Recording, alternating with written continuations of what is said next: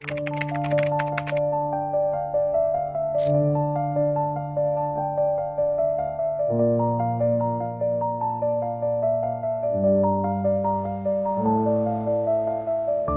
wafatnya Nabi Muhammad pada tahun 632 Masehi, umat Islam memasuki periode transisi yang penuh tantangan, tanpa adanya pemimpin yang langsung dibimbing oleh wahyu.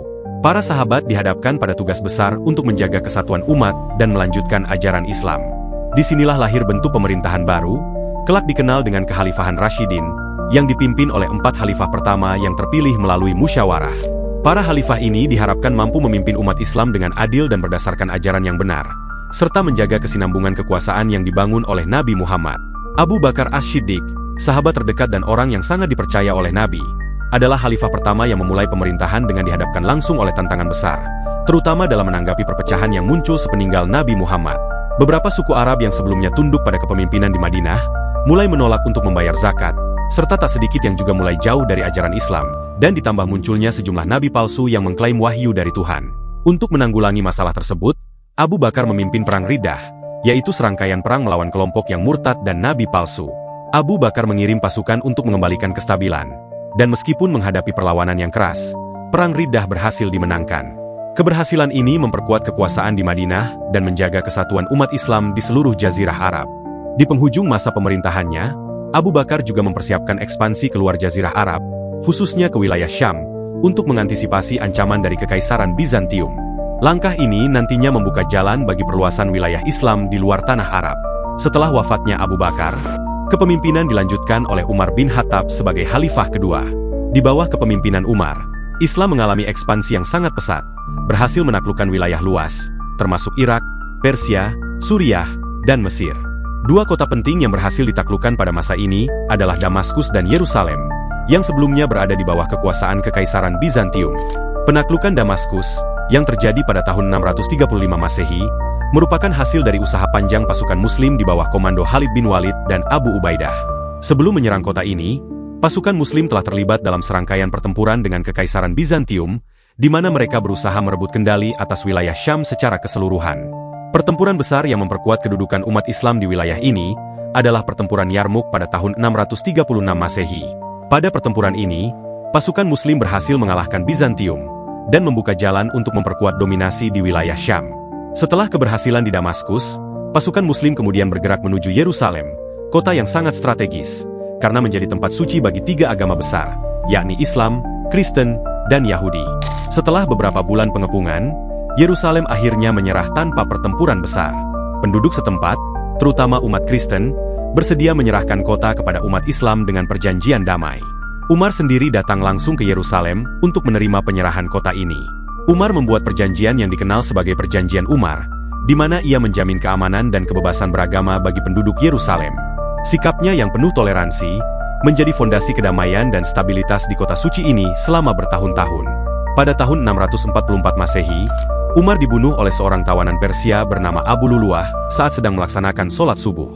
Sebelum wafat, Umar menunjuk 6 sahabat terkemuka untuk bermusyawarah memilih khalifah berikutnya. Kemudian terpilihlah Utsman bin Affan setelah musyawarah yang dilakukan. Utsman bin Affan, khalifah ketiga, memerintah pada masa yang penuh dengan tantangan internal. Salah satu pencapaian besar dalam masa pemerintahannya adalah pengumpulan dan pembukuan Al-Quran. Utsman mengeluarkan perintah untuk mengumpulkan seluruh mushaf Al-Quran yang tersebar dan membukukannya dalam satu bentuk standar untuk mencegah perbedaan bacaan dan penafsiran. Inisiatif ini mengakhiri perbedaan dalam pembacaan yang sebelumnya sempat muncul di beberapa wilayah Islam. Hasil dari pembukuan ini nantinya digunakan hingga hari ini sebagai standar bacaan Al-Quran. Meskipun ekspansi Islam terus berkembang, pemerintahan Utsman tidak lepas dari kritik dan ketidakpuasan. Pengangkatan kerabatnya dalam jabatan-jabatan penting menimbulkan ketegangan di kalangan umat Islam. Beberapa kelompok merasa bahwa kebijakannya itu adalah bentuk ketidakadilan, yang akhirnya memicu protes besar-besaran. Puncaknya ketika pemberontak dari Mesir mengepung rumah Utsman dan akhirnya membunuhnya pada tahun 656 Masehi, menandai awal dari perpecahan yang lebih besar di kalangan umat Islam. Sepeninggal Utsman, Ali bin Abi Thalib, sepupu sekaligus menantu Nabi Muhammad, terpilih sebagai khalifah keempat di tengah-tengah ketegangan yang semakin meningkat. Masa pemerintahan Ali dipenuhi dengan berbagai konflik internal yang tidak pernah selesai. Perang Jamal merupakan perang saudara pertama yang terjadi pada tahun 656 Masehi, antara kubu Ali dan sejumlah tokoh terkemuka seperti Aisyah, Tolhah, dan Zubair, yang menuntut pembalasan atas kematian Utsman. Konflik ini terjadi karena adanya perbedaan pandangan mengenai tindakan yang harus diambil terhadap para pembunuh Khalifah Utsman bin Affan. Aisyah, bersama Tolhah dan Zubair, mendesak agar hukuman terhadap para pembunuh Utsman segera dijatuhkan, karena mereka khawatir bahwa penundaan hukuman yang dilakukan Ali akan melemahkan keadilan dan membuat para pembunuh Utsman bebas begitu saja. Perang ini sangat menyedihkan banyak pihak, karena melibatkan para sahabat Nabi yang sebelumnya bersatu dalam memperjuangkan agama Islam. Meski Ali memenangkan perang ini, perpecahan di kalangan umat Islam semakin dalam. Ali menunjukkan sikap yang penuh belas kasih setelah kemenangan ini, dengan memperlakukan Aisyah dengan penuh hormat dan mengembalikannya ke Madinah, serta memberikan pemakaman yang layak untuk Tolhah dan Zubair, yang tewas dalam pertempuran. Namun, Perang Jamal tidak sepenuhnya menyelesaikan ketegangan internal. Konflik lain muncul dari Muawiyah bin Abi Sufyan, gubernur di Syam dan merupakan kerabat Utsman, yang menolak mengakui kepemimpinan Ali dan menuntut balas atas kematian Utsman. Penolakan Muawiyah memicu konflik baru yang dikenal sebagai Perang Siffin pada tahun 657 Masehi. Disinilah Ali dan Muawiyah terlibat dalam pertempuran yang berlarut-larut dan mengakibatkan terpecahnya umat Islam menjadi dua kubu besar. Setelah Perang Siffin, kekhalifahan Islam semakin terpecah karena keputusan perundingan yang tidak memuaskan banyak pihak. Hal ini melahirkan kelompok Khawarij yang menentang Ali karena dianggap terlalu lunak dalam menghadapi Muawiyah. Konflik-konflik ini terus berlanjut hingga akhirnya Ali dibunuh oleh seorang anggota Khawarij pada tahun 661 Masehi. Pembunuhan Ali kemudian menandai akhir dari masa kekhalifahan Rashidin dan memulai era kekhalifahan Umayyah di bawah pimpinan Muawiyah.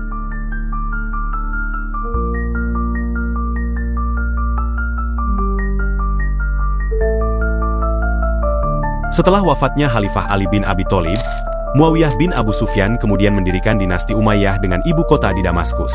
Muawiyah yang berasal dari Bani Umayyah, salah satu klan Quraisy terkemuka di Mekah, menjadi khalifah pertama dari dinasti ini, di mana pemerintahannya tidak hanya menandai berakhirnya era khalifah yang dipilih secara langsung, tetapi juga mengubah sistem kepemimpinan menjadi monarki keturunan. Setelahnya, ia menunjuk putranya Yazid bin Muawiyah sebagai pengganti pada tahun 680 Masehi.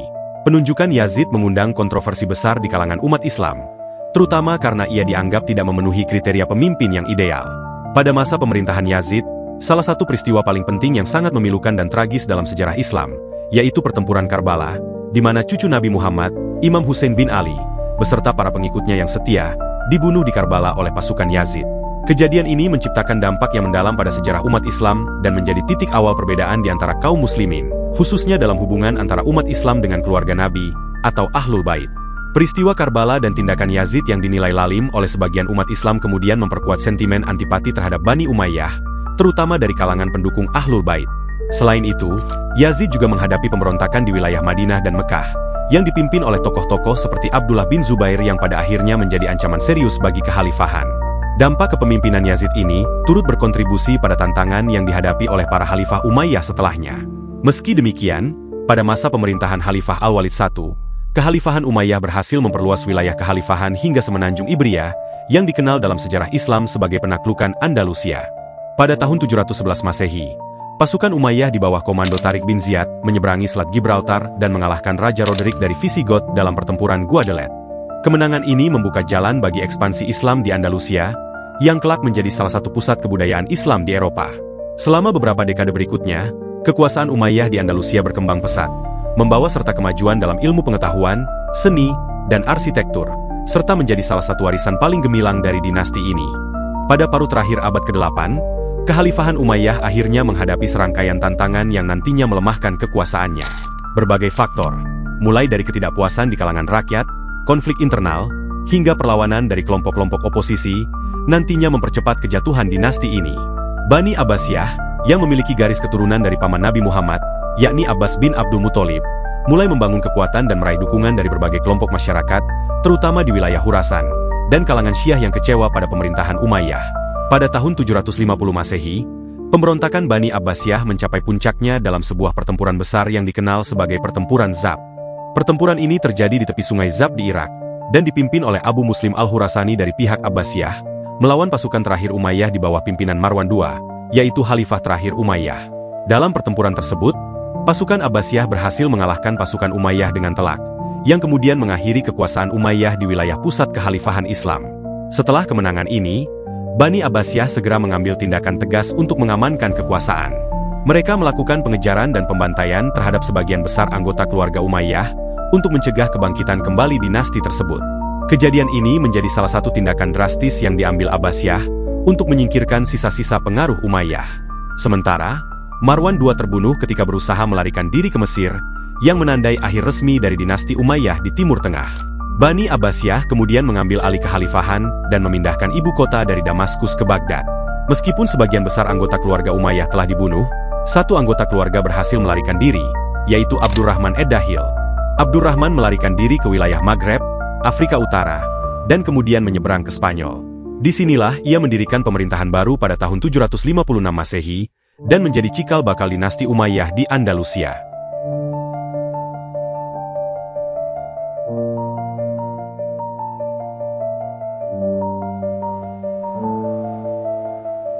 Abdurrahman ad-Dakhil, atau juga dikenal sebagai Abdurrahman I, adalah pendiri kekhalifahan Umayyah di Andalusia setelah melarikan diri dari Timur Tengah. Ia berhasil membangun kembali pengaruh Bani Umayyah di Cordoba, yang kemudian berkembang menjadi pusat kekhalifahan.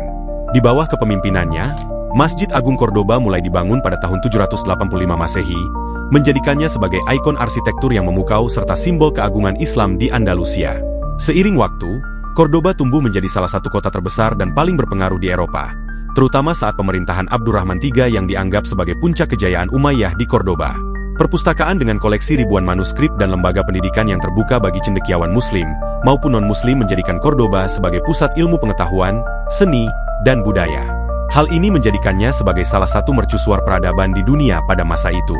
Di bawah pemerintahan Abdurrahman III, stabilitas politik, ekonomi, dan kebudayaan Cordoba semakin kuat. Pada tahun 929, ia mendeklarasikan dirinya sebagai khalifah, yang memisahkan kekhalifahan Cordoba dari kekuasaan Abbasiyah di Timur Tengah. Dengan langkah ini, Abdurrahman III menganggap kekhalifahan di Cordoba sebagai entitas independen, yang tidak lagi berada di bawah pengaruh atau otoritas Khalifah Abbasiyah di Baghdad. Sebelum Abdurrahman III menyatakan dirinya sebagai khalifah, para pemimpin di Cordoba menyandang gelar emir, yang berarti penguasa atau pemimpin. Gelar emir tidak memiliki kekuatan dan otoritas setara dengan gelar khalifah yang dipegang oleh Khalifah Abbasiyah pada masa itu, karena Abbasiyah dianggap sebagai kekhalifahan yang sah menurut banyak kalangan Muslim setelah mereka menggulingkan dinasti Umayyah di Timur Tengah. Setelah kematian Abdurrahman III, dinasti ini mulai menghadapi berbagai masalah internal yang mengarah pada kemundurannya. Pada masa pemerintahan Al-Hakam II, banyak ketidakstabilan yang muncul akibat perebutan kekuasaan antar keluarga penguasa, serta semakin maraknya pemberontakan dari kalangan masyarakat. Pada tahun 1013, Hisham II, khalifah terakhir Umayyah, dipaksa turun dari tahta, di mana kekuasaan kemudian diambil alih oleh para pemimpin yang lemah dan tidak stabil. Kekhalifahan ini kemudian terpecah menjadi beberapa negara bagian kecil yang dikenal dengan istilah Taifas. Setelah melalui serangkaian perpecahan dan serangan dari kerajaan-kerajaan Kristen di utara yang terus mengikis wilayah kekuasaan Muslim, kekhalifahan Umayyah di Cordoba akhirnya runtuh pada tahun 1031. Kerajaan-kerajaan Kristen seperti Castile, Leon, dan Aragon memanfaatkan perpecahan politik ini untuk melancarkan serangan. Gerakan Reconquista, yang bertujuan untuk merebut kembali wilayah Spanyol dari kekuasaan Islam, semakin gencar dilakukan. Pada tahun 1085, Toledo, wilayah yang menjadi bagian dari kekuasaan Islam berhasil direbut oleh Raja Alfonso VI dari Castile. Kemudian pada tahun 1236, Cordoba, ibu kota Andalusia, jatuh ke tangan pasukan Castile, menandai berakhirnya pemerintahan Islam di sebagian besar wilayah Andalusia. Namun, satu kerajaan Muslim terakhir, Kerajaan Granada, yang berada di bawah pemerintahan dinasti Nasrid, berhasil bertahan selama hampir 2 abad. Granada bertahan dengan membayar upeti kepada kerajaan-kerajaan Kristen, yang memungkinkan mereka untuk tetap berkuasa meskipun terisolasi. Namun, pada bulan Januari 1492, Kerajaan Granada akhirnya menyerah kepada pasukan Raja Ferdinand dan Ratu Isabella dari Spanyol, setelah menghadapi pengepungan yang dimulai pada bulan April 1491. Pengepungan ini mengakibatkan kesulitan besar bagi penduduk Granada, memaksa Sultan Boabdil untuk menyerah kepada pasukan Kristen, yang menandai berakhirnya pemerintahan Islam di Andalusia. Sebagai bagian dari perjanjian penyerahan, sang Sultan diizinkan untuk meninggalkan kota dengan aman, dan pasukan Kristen memasuki Granada tanpa perlawanan. Penyerahan Granada menandai berakhirnya hampir 800 tahun kekuasaan Muslim di Spanyol, dan merupakan puncak dari proses Reconquista untuk merebut kembali wilayah Iberia dari kekuasaan Islam.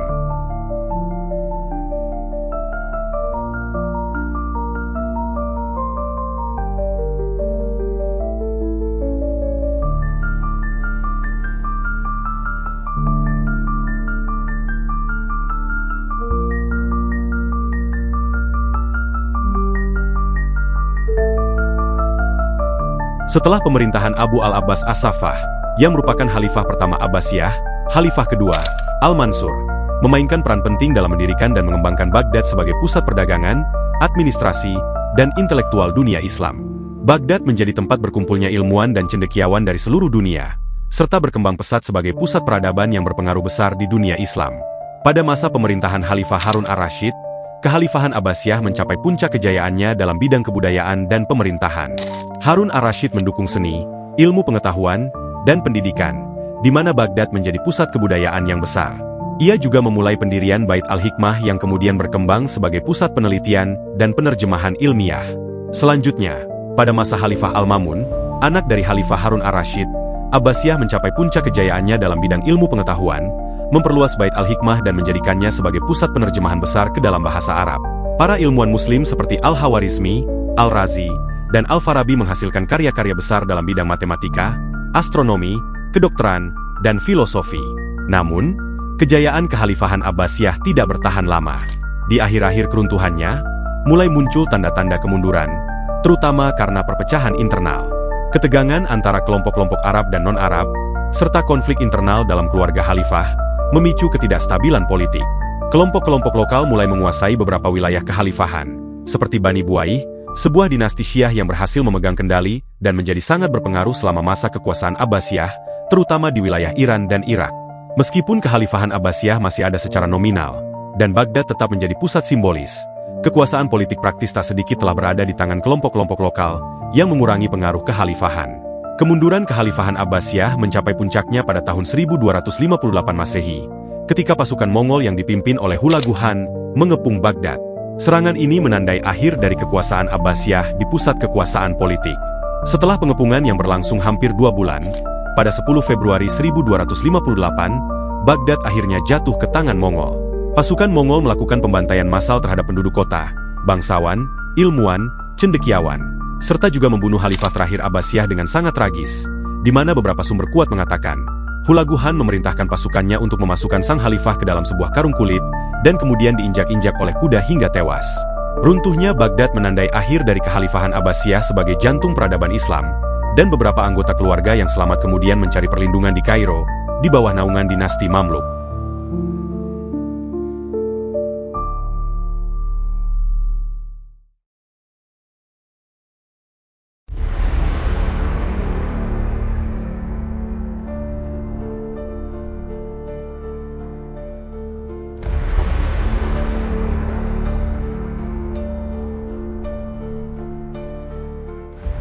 Kesultanan Ayyubiyah adalah sebuah dinasti Islam yang didirikan pada abad ke-12 oleh Sultan Salahuddin Al-Ayyubi, seorang pemimpin militer Muslim yang terkenal dalam sejarah Perang Salib.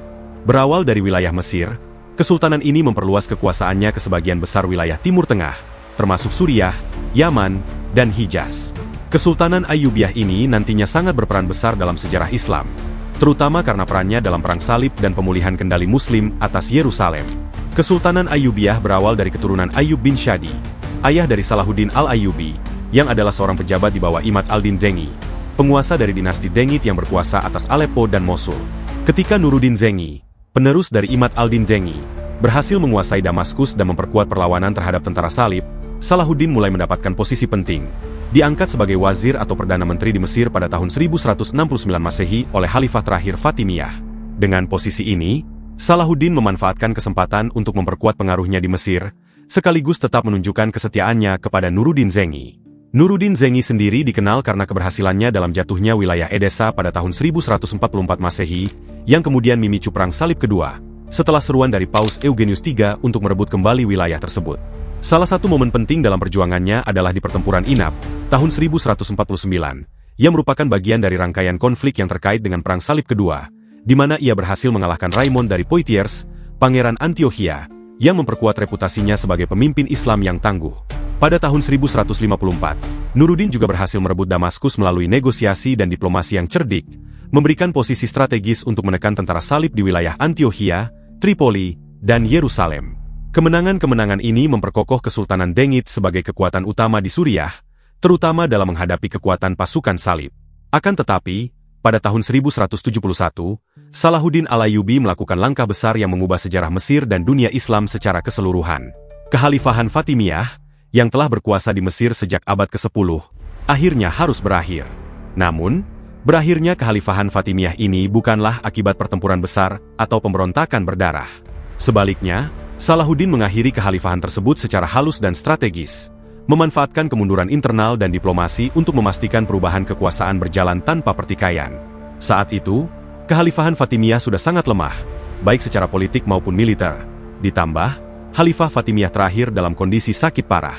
Salahuddin memanfaatkan situasi ini untuk mengonsolidasikan kekuasaannya di Mesir, menghapus sistem pemerintahan Fatimiyah dan menggantinya dengan kekhalifahan Abbasiyah yang berpusat di Baghdad. Sebagai simbol peralihan kekuasaan, ia memerintahkan agar khutbah Jumat di masjid-masjid tidak lagi disampaikan atas nama Khalifah Fatimiyah, tetapi atas nama Khalifah Abbasiyah. Dengan langkah ini, Salahuddin berhasil mengalihkan loyalitas publik dari Fatimiyah ke Abbasiyah tanpa perlawanan, sehingga Mesir pun menjadi bagian dari wilayah kekhalifahan Abbasiyah secara de facto, meskipun kekuasaan sebenarnya berada di tangannya sendiri. Langkah ini diterima oleh masyarakat Mesir, yang memang pada saat itu kedudukannya telah diakui, sehingga dalam waktu singkat, Mesir pun beralih dari kekuasaan Syiah Fatimiyah menjadi wilayah Sunni di bawah Panji Abbasiyah, sekaligus menandai awal berdirinya Kesultanan Ayyubiyah, dengan Salahuddin sebagai sultannya.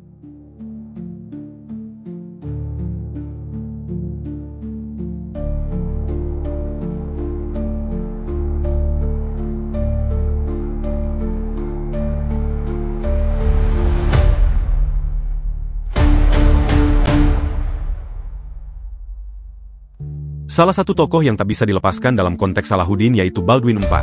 Meskipun mengidap penyakit lepra yang membuatnya lemah secara fisik, ia sangat terkenal karena keberanian dan kepemimpinannya yang kuat dalam mempertahankan wilayah Kristen di Tanah Suci. Baldwin memiliki hubungan yang rumit dengan Salahuddin Al-Ayyubi, karena keduanya terlibat dalam serangkaian pertempuran di masa Baldwin berkuasa sebagai Raja Yerusalem, terutama saat Salahuddin mulai memperluas wilayahnya dan memperkuat kekuatan Islam di Timur Tengah. Pada tahun 1177, Baldwin IV dan pasukannya menghadapi Salahuddin dalam pertempuran Mount Gisart. Meskipun saat itu pasukan Kristen kalah jumlah, namun, Baldwin berhasil memimpin pasukannya meraih kemenangan telak melawan pasukan Salahuddin, yang merupakan salah satu kemenangan besar bagi kerajaan Yerusalem. Kemenangan dalam pertempuran ini juga sekaligus menunda upaya Salahuddin untuk menguasai Yerusalem selama beberapa waktu. Sepeninggal Baldwin IV, kekuatan Kristen di Yerusalem semakin melemah, terutama di bawah kepemimpinan Guy de Lusignan yang kurang disegani oleh banyak bangsawan lokal. Puncaknya terjadi pada pertempuran Hattin tahun 1187, di mana pasukan Muslim yang dipimpin oleh Sultan Salahuddin berhasil menghancurkan tentara salib yang dipimpin langsung oleh Raja Guy de Lusignan. Kekalahan telak ini mengakibatkan jatuhnya Yerusalem ke tangan Muslim, mengakhiri hampir satu abad penguasaan Kristen atas kota suci tersebut, serta menjadi peristiwa kunci yang memicu Perang Salib Ketiga.